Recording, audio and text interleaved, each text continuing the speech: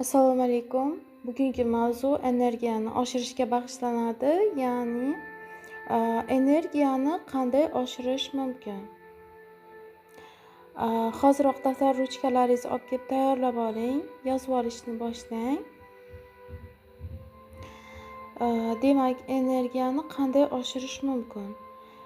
Energiyani tushiradigan narsalar bu aslida insondagi yomon fikrlar, yomon his-tuyg'ular hisoblanadi. His-tuyg'ular o'zi qayerdan paydo bo'ladi? Qayerdan paydo bo'ladi? Chunki buni paydo bo'lishiga asl sabab bu fikrlar hisoblanadi. Ya'ni hozirda sizga yoqmayotgan holatingiz, vaziyatingiz qanday bo'lsa, bu qachondir o'ylagan fikrlaringiz asosida va o'sha fikrlaringizga bergan hissiyot va tasavvurlaringiz natijasi hisoblanadi. Agarda sizga hozirgi holatingiz yoqmayotgan bo'lsa, siz nima qilishingiz kerak? Eng avvalo fikrlaringizni o'zgartirishdan boshlashingiz kerak.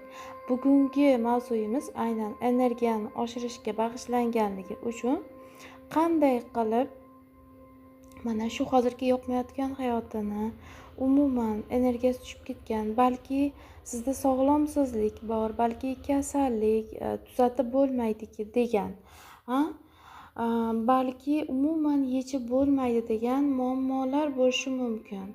Bu sizni energiyangizni, vibratsiyangiz umuman tushib ketishiga olib keladi. Xo'p, bu uchun nima qilish kerak? Erta tong turasiz, uyg'onasiz va uyg'ongan vaqtingizda siz eng avvalo uxlashingizdan oldin, mana uyg'onmasingizdan ham oldin, hozir mana uyquga ketishingiz oldin, mana hozir kechki vaqt. Uyquga ketishingiz oldidan yoningizga, yostig'ingiz tagiga yoki yoningizga olib kelib qo'ying 7-10 varoqni. Varoqlaringiz qancha ko'p bo'lsa, shuncha yaxshi. 10 varoq, 15 varoq. Bu nima qiladi? Ertalab siz uyqudan turib, hech qanday betingizni ham yuvmasdan birinchi bo'lib yozishingiz kerak.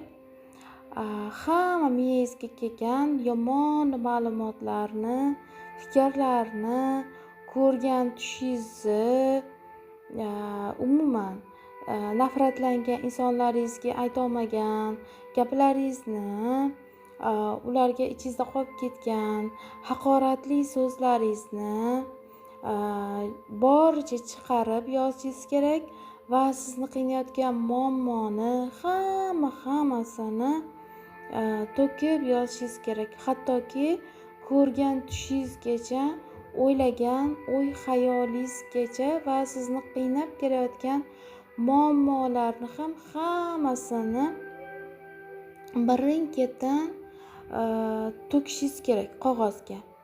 Agarda gap kelmay qolsa, siz A, B, V, G, D, virgul, nuqta yoki hozir uyqum hali ochilmadi, nima kelsa yozaverishingiz kerak. Faqat to'xtamaslik kerak. To'xtamasdan yozishingiz kerak. Keyin nima qilasiz? Keyin bu keraksiz varoqlar hisoblanadi. Buni yirtib musorga tashlashingiz mumkin yoki yoqib yuborishingiz mumkin hisoblanadi. Bu amaliyotni siz kamida 21 kun davomida bajarishingiz kerak, kamida. Lekin siz buni qilganingiz sari o'sha sizda yengillik, energiyangizni oshishi, sizda bir ajoyib yoqimli hissiyotlar, faqat pozitiv narsalarni o'ylashga sizda ko'proq imkoniyat qoladi. Bundan tashqari siz yana energiyangizni oshirish uchun mana hozir yomon narsalarni yozib chiqarib tashladingiz, to'g'rimi? Xo'p, endi nima qilish kerak? Yomon fikrlar ketdi. Ana endi energiyani yana bitta eng oshiruvchi narsa bu shukronalik, ya'ni minnatdorlik. Buni faqat qandaydir bir narsani shu narsam bo'lsin deb emas, ya'ni sizda nimalar bor? Ya'ni siz qachondir nimadan rostdanam xursand bo'lgansiz, ya'ni minnatdor bo'lgansiz. O'sha narsangiz borligi uchun rostdanam minnatdor, xursand bo'lgansiz. Aynan o'shanga shukronalik yozasiz. Misoliga nimangiz borligidan siz xursand bo'lgansiz. Oddiy mana telefoningiz borligi uchun shukr, to'g'rimi? Chunki siz telefoningiz orqali hozir mana shu golosni eshityapsiz. Yoki qandaydir musiqa eshitasiz yoki uzoqdagi yaqiningiz bilan bemalol gaplasha olishingiz mumkin. Faqat rostdanam nimadan minnatdor bo'lganingizni yozishingiz kerak. Birinchi kun 3 ta yozing, ikkinchi kun 6 ta yozing, uchinchi kun 9 ta yozing. Keyin mana shunday qilib 15 tagacha chiqaring. Har kuni 15 ta yozishni odat qiling.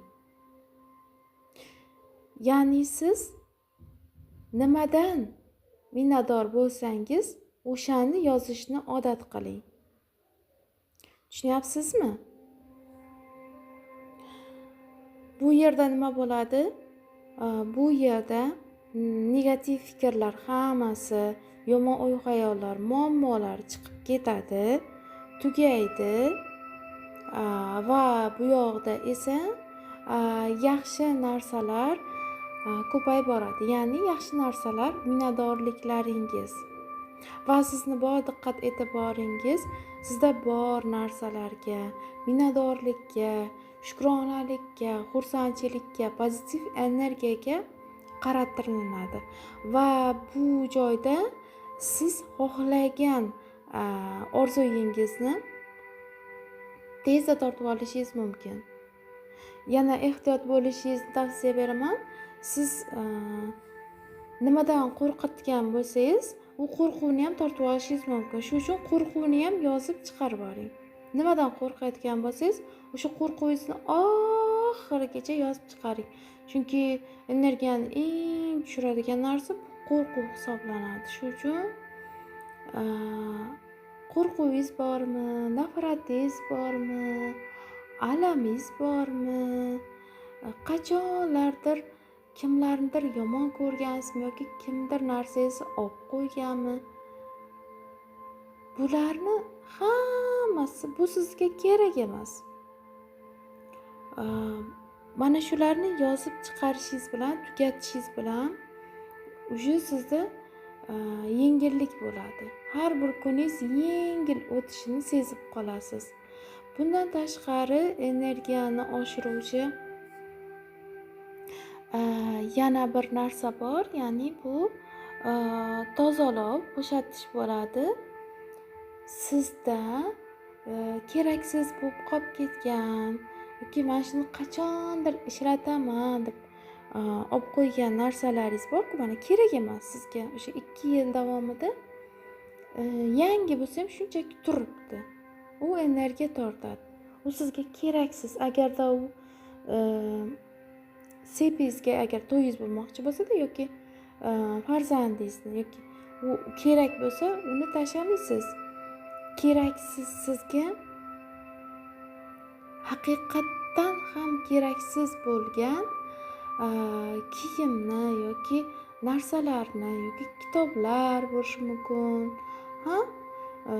Nimalar sizga keraksiz bo'lsa, ularni hoziroq toping va yig'ishtiring. Qancha chiqsa, keraksiz qo'shig'imi, yana nima keraksiz kiyimlaringiz, garderoblaringizni ko'ring. Bundan tashqari ishlatilmayotgan nimadirlar bo'lishi mumkin yana sizda. Bularni siz nima qilasiz? Yig'ishtirib tashlab yuborasiz. Agar u yaroqli bo'lsa, mayli kimgadir berishingiz mumkin. Muhtoj insonga, kimgadir. Xuddi shunday. Bu hozirgi aytgan narsalarim sizni albatta yuqori energiyani his qilishingizga yordam beradi. Inshaalloh. bajarishni boshlang. Vazifalar mana shular hozircha sizga. Men sizni yaxshi ko'raman. Barchangizga omad va baxt tilayman. Sog' bo'ling, salomat bo'ling.